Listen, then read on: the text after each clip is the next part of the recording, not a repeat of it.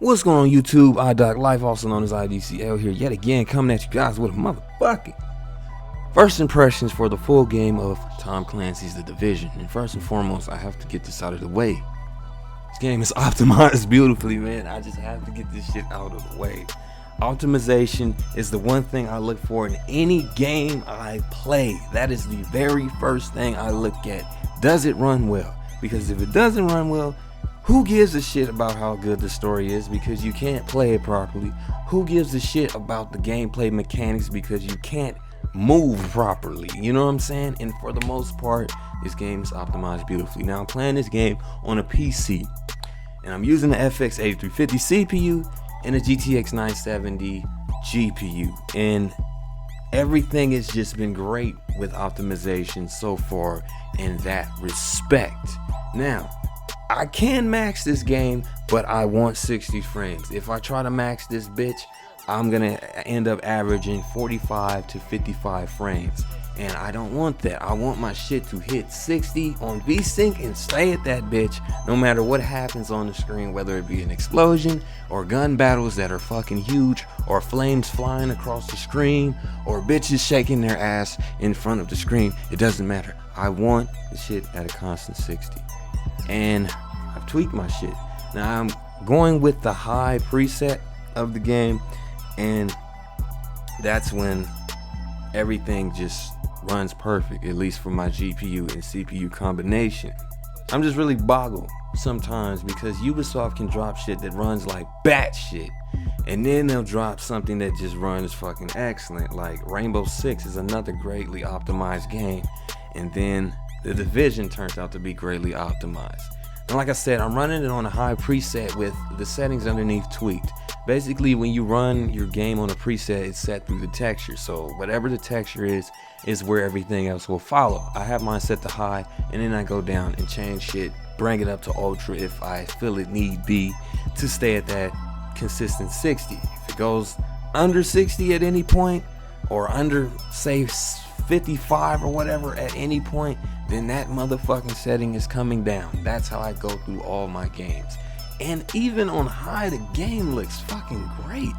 Now this game, we can already get this shit out of the way. It doesn't look shit like its E3 trailers. That goes without saying. That is no news at this point. And yes, it is a disappointment, but the game runs beautifully, and that's really all I can say about that. The Witcher did the same thing, and it turned out to be one of my favorite RPGs of all time. Actually, my favorite RPG of all time. I've already discussed this. But hey, it is what it is. Now, getting into the actual gameplay and the fun factor and all the other good shit about the game. I have not played the Dark Zone or the PvP aspect of the game yet. Like I said, this is just a first impression, so bear with me. I have not played no PvP aspect of the game. I've mostly been playing PvE. Solely because the game recommends you be a level 10 before you even think about joining the Dark Zone and getting into that shit. And right now I'm a level 7, so I'm almost there, but not quite.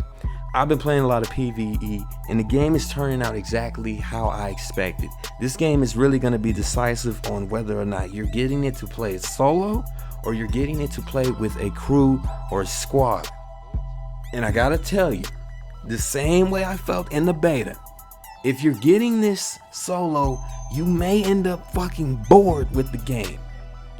This game is like meant for squad-based combat, squad-based RPG elements and whatnot, and it just is fucking fun as hell with that in mind. Now, I played the beta solo and with random squads that I didn't even fucking know, because none of my friends, they just didn't want to play the fucking beta at that time, and I was just in there alone for most of the part, and I was like, God damn, this shit is boring. But at the same time, it let me see the mechanics of the game and how it's going to end up running when the final release came out. And I gotta say, this game has a lot of depth to it when it comes to like weaponry and customization and whatnot, and the perk system.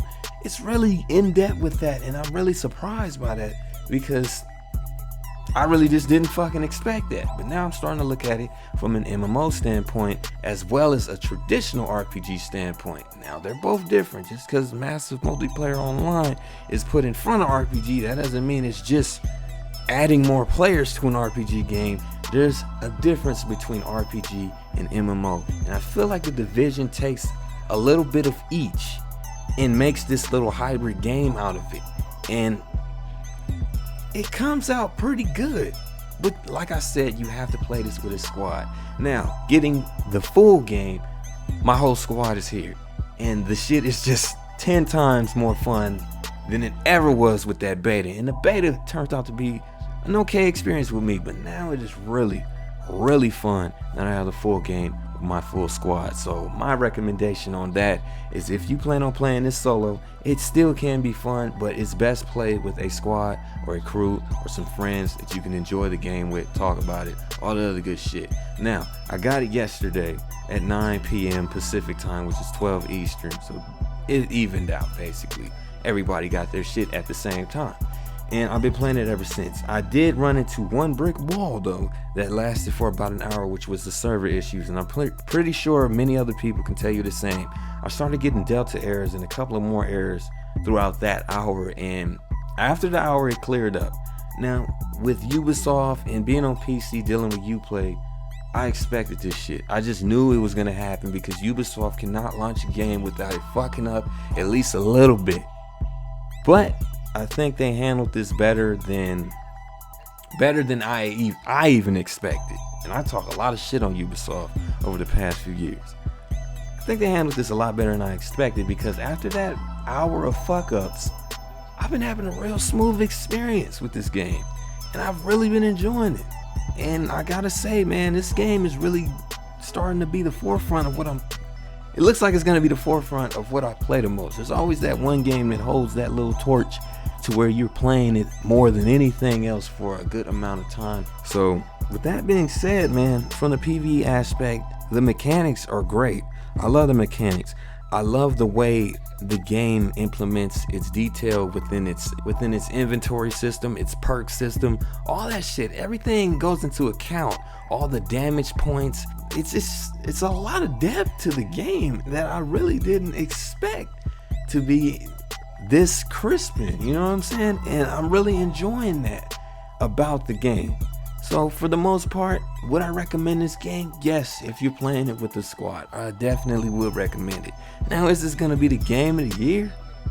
I don't know about all of that. That still remains to be seen, and I haven't even touched the Dark Zone yet on the full release. And there was a big problem with that in the beta that needs to be tackled, and I still have yet to see if that problem still exists. And that was if you're playing and you kill somebody, the whole fucking map just knows where you are and can come at your ass and kill you without any type of consequence. And even if you fight back, you're gonna be fucked, because you're gonna dig deeper into that little penalty that you were already in. And that really lost its balance with that. The game really seemed unbalanced with that type of mechanic in it, but hopefully they fix that. I still have more to play, and there will be fail videos, there will be funny moment videos of the Division, because I already have at least 3 or 4 hours of footage recorded, similar to how I did the GTA 5 High series. There's gonna be a lot of that coming with the Division, because we've been having a fucking ball playing this game so far. But anyway, I'm gonna wrap this video up. This is iDoc Life, also known as IDCL. Make sure you like, comment, subscribe if you motherfucking want to. And I'm out. Peace. Too far. I never overclock my cards within a range that's above their stock voltage. If I can get some more, core speed and whatnot while still on stock voltage, then I'm cool with that. That's what I did with the MSI GTX 970, and that's what I plan to do with this. So the core lockage or the voltage lock, I don't give a shit about. But this is it right here. This is in a box. I took this bitch out of my computer and put it back in the box. Just